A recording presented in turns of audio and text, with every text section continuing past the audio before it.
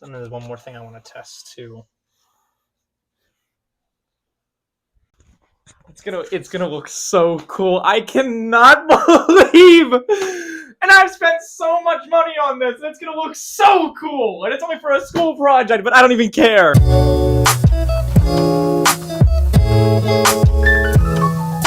It's just a project. It's just a project. I can talk about this stuff. I got this. How are we doing, folks? My name is Xavier Sinowitz, and I'm a snowboarder. And if you didn't read the title by now, today I'm going to try to teach you how to snowboard in the most inconvenient, poorly timed, absolutely nonsensical way possible. Welcome to my TED Talk. Wow, I need to make that a lot bigger. That's really sad that I can't even read that from here. Holy shit. So if we're going from the basics, treating this like you've never even heard of snowboarding before, never even seen one even, snowboarding is a winter sport where a person rides down snow-covered slopes on a snowboard attached to their feet using boots and bindings. It's kind of like surfing or skateboarding, but you know, it's on snow. And on top of that, while you're snowboarding, participants face sideways, not forward like its older brother skiing, but let's be honest, that's nerd. So, on a snowboard, you control your speed and direction by shifting your weight from your heel side to your toe side, and it looks a little something like this. Furthermore, snowboarding is mostly done at ski resorts on nice groomed trails and terrain parks with all the jumps and the rails and all the stuff you see in those videos where people end up hurting themselves. The way that I see it, people get into snowboarding for the thrill, the style, and the sense of freedom.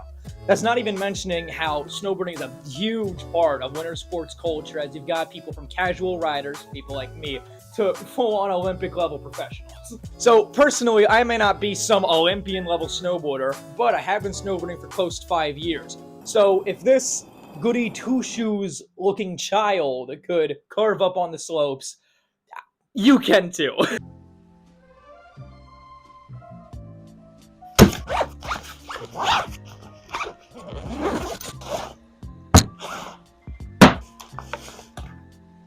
Someone just got arrested. I hope that turned out as cool as I thought it would. I think it's time we talk about the gear. Holy shit, I'm actually sweating from setting this up. So up first, the base layer. When it comes down to it, the base layer is arguably the most important part of your entire setup. It's the one that's actually touching your skin. Trust me, dude, you do not want to become a frozen popsicle. I've been there, and it's a 0-star experience. But y'all are not ready for this solution. This right here is the single reason that I can snowboard without turning into a sad, frozen husk of a man. I welcome you to snowboarding's comfiest life hack, thermal and wool clothing. If you were to compare thermal and wool, there's not really that much of a difference. It's just a preference at the end of the day. All that matters is you're staying warm and you're staying dry, and you're doing good. Last but not least, it would be criminal of me if I did not mention thermal socks. When I tell you, please do not skip these things. You ever heard of trench foot? Neither had I, till I experienced it firsthand.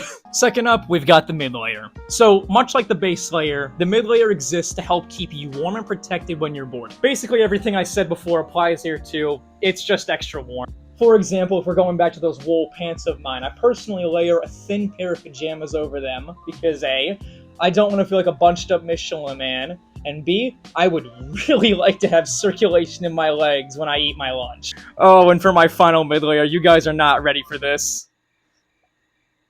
It's just a sweatshirt.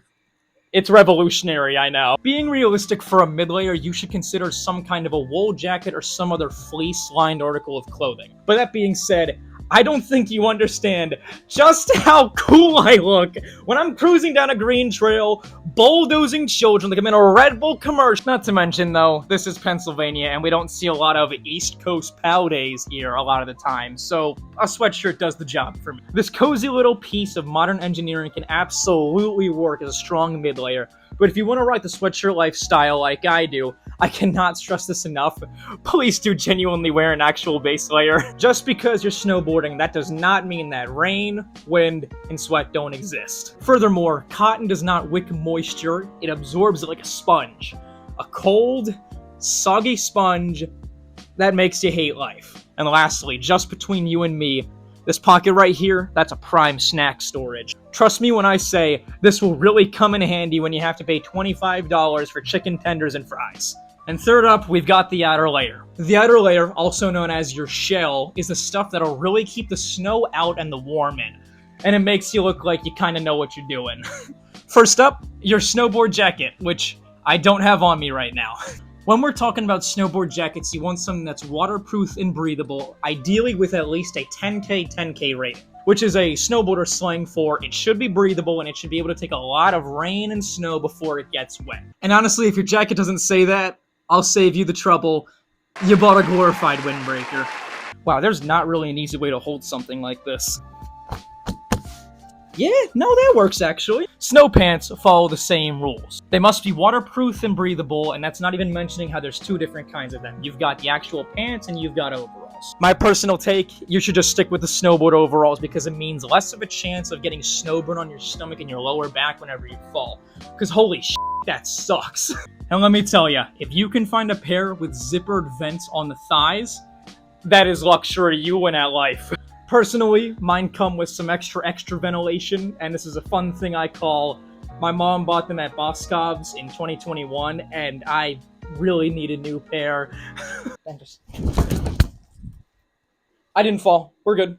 Nothing happened. I didn't see anything. Then up next, you've got the gloves and the mittens. Choosing between gloves and mittens is just personally your call, because in my opinion, I like the mittens, I like rocking them. I think they're warmer and I think they have a nicer aesthetic, but at the same time, if you've got gloves on, you've got the finger freedom, which means you can grab your gear, you can adjust your bindings, and when you're on the ski lift, you can blast all of the Family Guy Subway Surfers clips that you want. A neck gaiter or a balaclava is a simple thing, but it's essential. This bad boy will keep the wind and snow out of your face so you're not hit with the might of Zeus!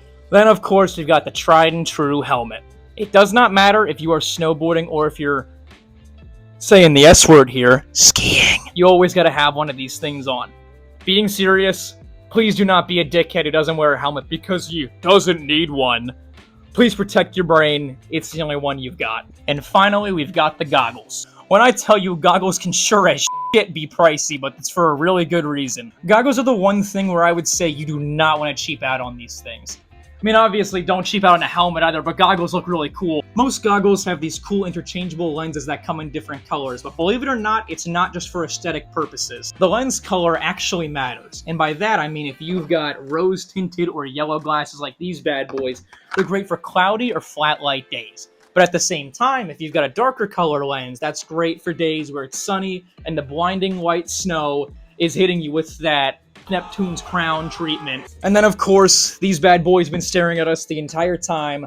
We've got the boots. I'll get these guys in the shot better. That looks pretty cool. Snowboard boots are basically just titanium armored slippers designed to help transfer your weight to the board while simultaneously keeping your ankles from, I'll be so honest with you, snapping like a Kit Kat. Snowboard boots are designed to be stiff enough to give you control, but also soft enough that you can still bend your knees. And if you didn't know about this, you should be doing that the entire time so you have control over the board. But with that being said, if there's something that has really been eyeing us this entire time, I'll go get him for you. And here I present to you, this is a snowboard.